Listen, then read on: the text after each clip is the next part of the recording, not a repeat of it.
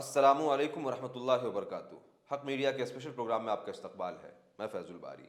नाजरीन, गुस्ताखी और ब्लास्फेमी के मामले में महाराष्ट्र में एक मर्डर हुआ, कुछ लोगों की अरेस्टिंग हुई, एनआईए ने केस में चार्जशीट फाइल किया, तबलीगी जमात का इस केस से नाम जोड़ा गया, 10 तरह के अलग अलग तरीके के अटकलें लगने लगे कि अब तबलीगी जमात भी बैन हो सकता है। आखिर एनआईए ने इस केस के बारे में ऐसा क्या कहा है और तबलीगी जमात का नाम क्यों लिया जा रहा है, और क्यों एनआईए की जो कार्यशैली है, जो उनका तर्ज अमल है, उनके ऊपर किन बुनियादों के ऊपर सवाल किए जाते हैं, उनके कार्यशैली के ऊपर किन बुनियादों पर सवाल खड़े किए जाते हैं, आज इस वीडियो में इन कुछ जो इंपॉर्टेंट पॉइंट्स है उसको डिस्कस करेंगे। The NIA Investigation Agency. The National Investigation Agency. The National Investigation Agency. Umesh Kole was murdered in cold blood in Amravati in Maharashtra. सबसे पहले ये पूरा मामला क्या है इसको समझिए। 21 जून को महाराष्ट्र के अमरावती में उमेश कोल्हे नाम के एक फार्मासिस्ट का मर्डर हो जाता है। मर्डर का रीजन बनता है उमेश कोल्हे का एक सोशल मीडिया पोस्ट, जिस पोस्ट में उन्होंने गुस्ताखे रसूल मलूना नूपुर शर्मा को सपोर्ट किया था। एफआईआर रजिस्टर होता है और फिर केस को इन्वेस्टिगेशन करने के लिए नेशनल इन्वेस्टिगेटिव एजेंसी यानी एनआईए को केस ट्रांसफर कर दिया जाता है। 6 मंथ के मेहनत के बाद इस केस में एनआईए जो चार्जशीट है, जो आरोप पत्र है, वो फाइल करती है, जिसमें 11 लोगों को एक्यूज बनाया जाता है और वो सभी 11 लोग अभी पुलिस की हिरासत में हैं। एनआईए ने चार्जशीट में कुछ घिसी पिटी मगर इंपॉर्टेंट और गौर करने वाली बातें लिखी है, जैसे ये लोग हाईली रिलीजियसली रेडिकलाइज्ड लोग हैं, जो गुस्ताखे रसूल की एक ही सज़ा सरतन से जुदा वाला जो इस्लामिक रूलिंग है उससे हाईली इन्फ्लुएंस्ड है। इसीलिए इन लोगों ने एक टेरर ग्रुप बनाया, एक टेररिस्ट ग्रुप बनाया और रिलीजियस सेंटिमेंट को हर्ट करने के लिए उमेश कोल्हे का मर्डर कर दिया। एनआईए अपने चार्जशीट में आगे लिखती है कि कोल्हे अपने फ्री स्पीच के राइट को प्रैक्टिस कर रहा था, इसीलिए उसका मर्डर सिर्फ एक मर्डर नहीं बल्कि उसके मर्डर के जरिए एक एग्जाम्पल सेट करने की कोशिश की गई है। और ये मर्डर ऐसे किया गया है कि एक पीस लविंग डेमोक्रेटिक कंट्री के अंदर जो वहाँ के लोग हैं उनके स्पाइन में शिवरिंग होने लगे, यानी उनका रूह कांप जाए और उनको डर लगने लगे। यहाँ पर आप जो डेमोक्रेटिक कंट्री और पीस लविंग जो लोग हैं, इस बात को ज़रूर याद रखिए। खैर, और आगे एनआईए लिखती है, फैमिली के सामने मर्डर कर देना और फिर इस मर्डर को और इस एक्ट को सेलिब्रेट करना इस इंटेंशन के साथ कि एक जो लार्ज सेक्शन ऑफ सोसाइटी है उसको डराया जाए, उसको टेरराइज किया जाए, ये अपने आप में एक टेररिस्ट एक्शन है। इसी तरीके से एनआईए ने अपने चार्जशीट में आगे लिखा है कि मर्डर के वजह से कई जगह पर राइट होता है, लोग डर की वजह से अपना जॉब छोड़ देते हैं और अपनी जान को बचाने के लिए घरों में छुप जाते हैं या कहीं और छुपना पड़ता है, जो अपने आप में हिंदुस्तान की जो इंटीग्रिटी है उसके लिए एक थ्रेट है। और इसी वजह से जो एक्यूज लोग हैं उनके ऊपर जो दफात लगाए गए हैं, जो एक्ट्स उनके ऊपर लगे हैं, उसमें 6 संगीन धाराओं के साथ साथ मर्डर का चार्ज 302 और उसके अलावा एक एंटी टेररिज्म एक्ट यानी जो यूएपीए का चार्ज है वो भी उनके ऊपर लगाया जाता है। अब यहाँ रुक करके हम एनआईए ने जो बातें चार्जशीट में मेंशन किया है उसका तज्जिया करते हैं और उसको चेक करते हैं। जिन लोगों ने उमेश कोल्हे का मर्डर किया वो हाईली रिलीजियसली रेडिकलाइज्ड लोग थे, ठीक है, मान लिया, मगर आप ये देखें कि हिंदुस्तान में ऐसे सैकड़ों वीडियो सोशल मीडिया पर अब मौजूद है जहां मुसलमानों को लिंच किया जाता है और उनका कत्लेआम किया जाता है। और जब उनका कत्लेआम किया जा रहा होता है तो जो उनके लिंच करने वाले लोग हैं, जो एक भीड़ होती है, वो जय श्री राम का नारा लगा रही होती है। क्या ये लोग हाईली रिलीजियसली रेडिकलाइज्ड लोग नहीं हैं? क्या ये लोग टेररिस्ट नहीं हैं? क्या इनके ऊपर यूएपीए नहीं लगना चाहिए या इनके ऊपर यूएपीए क्यों नहीं लगता है? गौरक्षक जो गाय के नाम के ऊपर, मतलब एक रिलीजियस बिलीफ के नाम पर गरीब मुसलमानों की लिंचिंग कर देते हैं, उनके ऊपर यूएपीए क्यों नहीं लगता है? फैमिली के सामने मर्डर करना और फिर उस मर्डर को सेलिब्रेट करना, इसके लिए कम्युनिटी को टेरराइज किया जाता है। अगर आपको याद हो, जब अखलाक का मर्डर हुआ तो उसकी पूरी फैमिली उसके साथ थी और वो लोग हाथ पांव जोड़ रहे थे, मगर अखलाक का बहिमाना कत्ल कर दिया जाता है। इसके बाद जो कई सारे हिंदुस्तान में हिंदू मुसलमान दंगे हुए हैं जो असल में मुसलमानों का कत्लेआम है, उसमें हम एक ख़ास पैटर्न देखते हैं कि मुसलमानों को विलेजेस से, गांव से निकालने की कोशिश की जाती है और लोग अपने जान, माल और इज्जत को बचाते हुए घर छोड़ करके चले जाते हैं। ऐसी बहुत सारी स्टोरीज हिंदुस्तान में मौजूद हैं। तो क्या ये टेरर एक्ट नहीं है? और इन टेरर एक्ट में जो लोग मुलविस होते हैं उनके ऊपर यूएपीए क्यों नहीं लगता है? और फिर अखलाक की लिंचिंग करने वाले लोगों को किस तरीके से पॉलिटिकल पार्टी ने सम्मानित किया और उनको सेलिब्रेट किया गया, उनकी इज्जत अफजाई की गई। अफराजुल का लिंचिंग करने वाले शख्स को किस तरीके से पॉलिटिकल पार्टी ने हाथों हाथ लिया और उनको इलेक्शन लड़ने के लिए टिकट दिया और उनको रातारात हीरो बना दिया। क्या ये जो सेलिब्रेशन है, एक कम्युनिटी को जो टेरराइज करना है, इस चीज में जो लोग मुलव्विस हैं उन पर यूएपीए क्यों नहीं लगता है? और फिर पीस लविंग डेमोक्रेटिक कंट्री में फ्री स्पीच प्रैक्टिस करना और फिर फ्री स्पीच को टारगेट किया जाना, असल में ये जो फ्री स्पीच है सही मायनों में ये एक मुअम्मा है। क्योंकि हम ये देखते हैं कि बहुत सारे मुस्लिम जर्नलिस्ट और एक्टिविस्ट इसी फ्री स्पीच को प्रैक्टिस करने की वजह से आज जेलों के अंदर बंद हैं।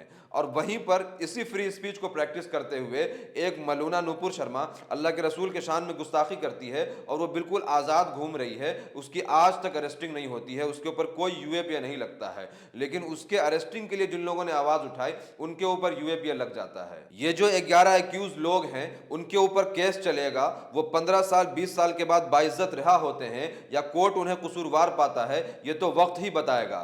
मगर यहाँ आप इस केस में कुछ डिफरेंट एंगल्स हैं, उसको जरूर समझिए। जब 26 मई को लाइव टीवी पर गुस्ताखी हुई तो इस केस के मेन एक्यूज इरफान खान और को एक्यूज मुशफिक अहमद ने और कुछ मेंबर के साथ पुलिस स्टेशन जाते हैं और एफआईआर कराने की कोशिश करते हैं, मगर कुछ टेक्निकल रीजन की वजह से एफआईआर नहीं होता है। थोड़े दिन के बाद दोबारा ये लोग जाते हैं और फिर प्रेशर बनाने की कोशिश करते हैं, मगर पुलिस उस वक्त भी एफआईआर नहीं लेती है। अगेन कुछ टेक्निकल रीजन बताते हुए एफआईआर नहीं किया जाता है।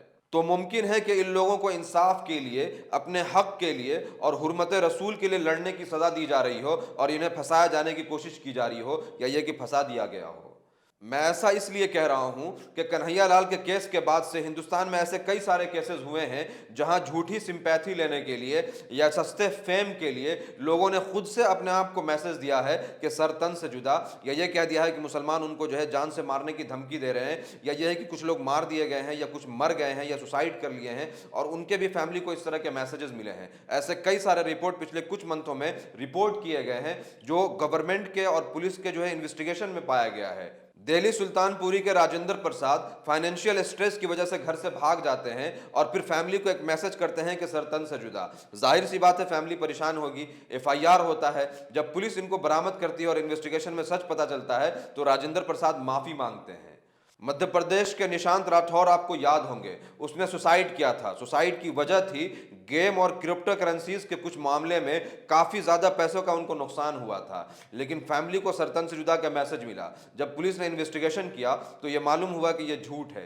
इसी तरीके से आरएसएस के प्रोपेगेंडा पोर्टल ऑर्गेनाइजर के जर्नलिस्ट निशांत आज़ाद ने एक एफआईआर कराया कि इस्लाम के खिलाफ लिखने की वजह से उन्हें जान से मारने की धमकी मिल रही है और सरतन से जुदा की धमकी मिल रही है। जब पुलिस ने इन्वेस्टिगेशन किया तो उनके ही जानने वाले यानी निशांत आज़ाद के ही जानने वाले प्राण प्रिया वत्स को पुलिस ने गिरफ्तार किया। गाजियाबाद के एक डॉक्टर अरविंद वत्स तो एफआईआर कराते हैं कि उन्हें जान से मारने की धमकी दी जाती है और रोते हुए वीडियो डाली कि उन्हें जान से मारने की धमकी दी जा रही है और सर तन से जुदा का मैसेज किया जा रहा है। मिनट लग जाता, मैं रास्ते बदल के जाता हूँ ताकि मैं ट्रेस न कर पाए। बताना चाहता हूँ कि मैं इस क्लिनिक पे कैसे बैठूँ। यहाँ पर कोई भी आदमी किसी भी पेशेंट बन के आ सकता है। मेरी समझ में नहीं आ रही है, मेरा दिमाग काम नहीं कर रहा बिल्कुल भी। बाद में जब पुलिस ने इन्वेस्टिगेशन किया तो मालूम हुआ कि उन्होंने सस्ती लोकप्रियता के लिए और सस्ती फेम के लिए खुद को मैसेज किया और कहा कि उन्हें जान से मारने की धमकी दी जा रही है।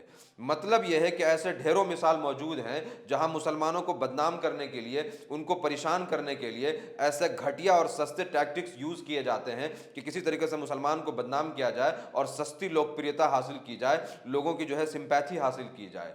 तो मुमकिन है कि इस केस में जब पूरी तरह से इन्वेस्टिगेशन हो तो बहुत सारे और दूसरे हकायक सामने आए और सच्चाई का कोई दूसरा जो एक पहलू नजर आ जाए। यहाँ इस पूरे मामले में ये जो तमाम चीजें हैं उससे अलग एक और खतरनाक पहलू है और वो ये है कि इस पूरे मामले में तबलीगी जमात को जोड़ा जा रहा है और रेडिकलाइज्ड तबलीगी जमात, इस्लामिस्ट और कट्टरपंथी तबलीगी जमात कहा जा रहा है। ये एक बहुत ही खतरनाक साइन है क्योंकि मर्डर को लोकल पुलिस इन्वेस्टिगेट कर रही थी, लेकिन मिनिस्ट्री ऑफ होम अफेयर्स की तरफ से 10 दिन के बाद इस केस को एनआईए को ट्रांसफर किया जाता है और एनआईए केस में यूएपीए लगाती है और उसके बाद तबलीगी जमात से इसको लिंक किया जाता है।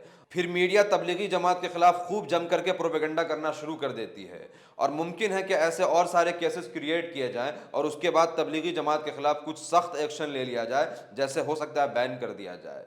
Tablighi Jamaat has listed the accused links to Tablighi Jamaat कि किस तरह से कट्टर इस्लाम फैलाने का मंसूबा लेकर Tablighi The central agency revealed a Tablighi Jamaat link in the murder. That the activities of Tablighi Jamaat, and the case in point is the murder of Umesh Kole, which was a well-designed conspiracy. There's ample evidence. The NIA has filed a charge sheet. It is no more hearsay. Do you think India should address this issue more directly? Why haven't we thought about a ban so far? हालांकि मुसलमानों में तबलीगी जमात सबसे ज़्यादा soft और सबसे ज़्यादा peace loving organisation है, क्योंकि अगर आपको याद हो जब कोरोना का टाइम था तो ऐसे ही मीडिया ने तबलीगी जमात को खूब ह्यूमिलिएट किया और बहुत ज़्यादा उनके खिलाफ नफरत फैलाई। कहीं पे कोरोना जिहाद कहा जा रहा था, कहीं उनको मारा जा रहा था, कहीं उनके लोगों को अरेस्ट किया जा रहा था। यहाँ तक कि 2 साल तक उनकी जो सेंट्रल मॉस्क है उसको अपने अंडर में रखा गया, सीज किया गया और अभी जाकर के उसकी चाबी दी गई है। मगर आपने कहीं नहीं सुना होगा कि तबलीगी जमात के लोग कहीं कोई प्रोटेस्ट कर रहे हैं या कोई प्रेस रिलीज जारी किया हो या डिमांड किया हो कि उन्हें मस्जिद वापस लौटा दें। वो बिल्कुल खामोश था, ऐसा कुछ नहीं करते हैं। उसके बाद भी ये लोग रेडिकल हैं, तो हमें यह समझना होगा कि रेडिकल का मतलब वो लोग क्या समझते हैं। अगर आपके चेहरे पर दाढ़ी है और आपके सर के ऊपर टोपी है तो आप रेडिकल हैं और आपको रेडिकल कहा जाएगा। और मुमकिन है कि आपके चेहरे के ऊपर दाढ़ी और सर के ऊपर टोपी की वजह से आपको जो है वो लोग ट्रिगर हो जाएं और आपका लिंचिंग भी कर दें। अगर आपको याद हो इंजीनियर मोहसिन शेख, उसके चेहरे के ऊपर दाढ़ी थी, इसीलिए उसकी लिंचिंग कर दी गई